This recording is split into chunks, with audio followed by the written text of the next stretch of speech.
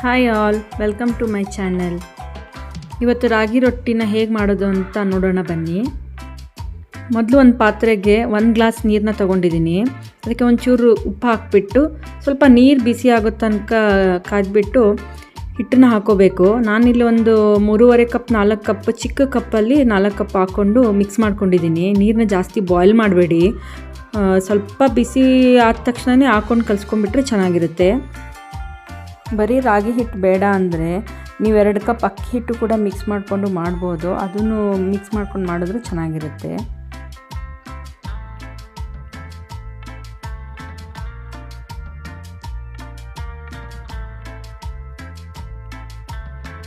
ಈಗ ಹಿಟ್ಟನ್ನ ಒಂದು ಪಾತ್ರೆಗೆ ಶಿಫ್ಟ್ ಮಾಡಿಕೊಂಡು ಅದಕ್ಕೆ 1 ಸ್ಪೂನ್ ಜೀರಿಗೆ, ಒಂದು ಸ್ವಲ್ಪ ಓಂಕಾಳು,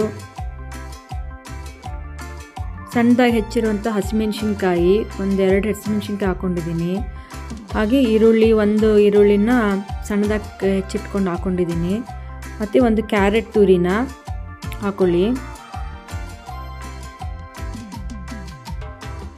ಸ್ವಲ್ಪ ಸಣ್ಣದಾಗಿ ಹೆಚ್ಚಿರುವಂಥ ಕೊತ್ತಂಬರಿನ ಹಾಕ್ಕೊಳ್ಳಿ. ಇದ್ರ ಜೊತೆಗೆ ಸ್ವಲ್ಪ ಸಬ್ಸಿಗೆ ಸೊಪ್ಪು ಸಿಕ್ಕರೆ ಸಣ್ಣದಾಗಿ ಹೆಚ್ಕೊಂಡು ಹಾಕ್ಕೊಂಡ್ರು ತುಂಬ ಚೆನ್ನಾಗಿರುತ್ತೆ. ನಂಗೆ ಸಿಕ್ಕಿಲ್ಲ, ಅದಕ್ಕೆ ನಾನು ಹಾಕ್ಕೊಂಡಿಲ್ಲ. ಮತ್ತು ರುಚಿಗೆ ತಕ್ಕಷ್ಟು ಉಪ್ಪು ಹಾಕ್ಬಿಟ್ಟು ನಾರ್ಮಲ್ ವಾಟರ್ನ ಹಾಕಿ ಮಿಕ್ಸ್ ಮಾಡಿ ಚೆನ್ನಾಗಿ ಕಲಸಿಟ್ಕೊಳ್ಳಿ. ಸ್ವಲ್ಪ ಮೆತ್ತಗೆ ಕಲಸಿಟ್ಕೊಂಡ್ರೆ ರೊಟ್ಟಿ ಚೆನ್ನಾಗಿ ಬರುತ್ತೆ.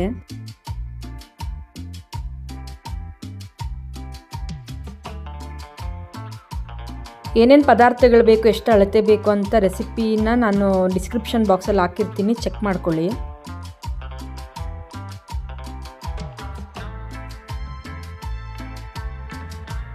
ಇಲ್ಲಿ ತೋರಿಸಿದ ಹಾಗೆ ಬಟರ್ ಪೇಪರ್ ಅಥವಾ ಹೋಳಿಗೆ ಪೇಪರು ಅದನ್ನು ತಗೊಂಡು ಅದರಲ್ಲಿ ಸ್ವಲ್ಪ ಎಣ್ಣೆ ಹಚ್ಬಿಟ್ಟು ರೊಟ್ಟಿನ ಚೆನ್ನಾಗಿ ತಟ್ಬಿಟ್ಟು ಇದೇ ಥರ ತೆಳ್ಳಗೆ ಆಗುತ್ತೆ. ಮೆತ್ತಗೆ ಕಲಿಸ್ಕೊಂಡು ಈ ಥರ ತೆಳ್ಳಗೆ ಬರುತ್ತೆ.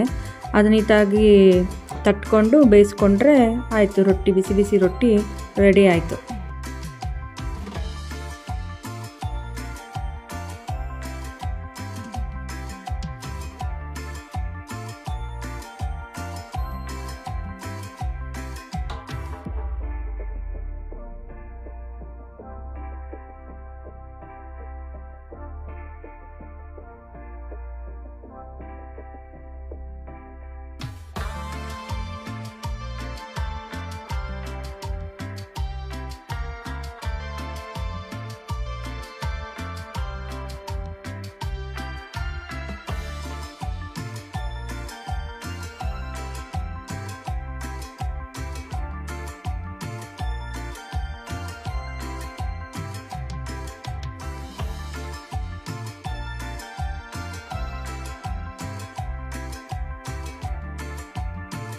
ಈ ರೊಟ್ಟಿ ಜೊತೆಗೆ ಕಾಯಿ ಚಟ್ನಿನೂ ಚೆನ್ನಾಗಿರುತ್ತೆ, ಚಟ್ನಿ ಪುಡಿ ಮೊಸರು ಚೆನ್ನಾಗಿರುತ್ತೆ.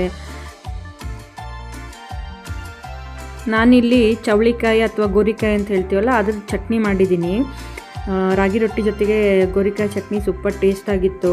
ನೀವು ಒಂದ್ಸಲ ಟ್ರೈ ಮಾಡಿ. ನಾನು ಆ ರೆಸಿಪಿನೂ ಕೂಡ ನಾನು ಪೋಸ್ಟ್ ಮಾಡಿದ್ದೀನಿ ನನ್ನ ಪೇಜಲ್ಲಿ, ಬೇಕಾದರೆ ಹೋಗ್ಬಿಟ್ಟು ಚೆಕ್ ಮಾಡಿ. ತುಂಬ ಚೆನ್ನಾಗಿತ್ತು ಕಾಂಬಿನೇಷನ್. ರೆಸಿಪಿ ಒಮ್ಮೆ ಟ್ರೈ ಮಾಡಿ ನೋಡಿ. Thank you for watching.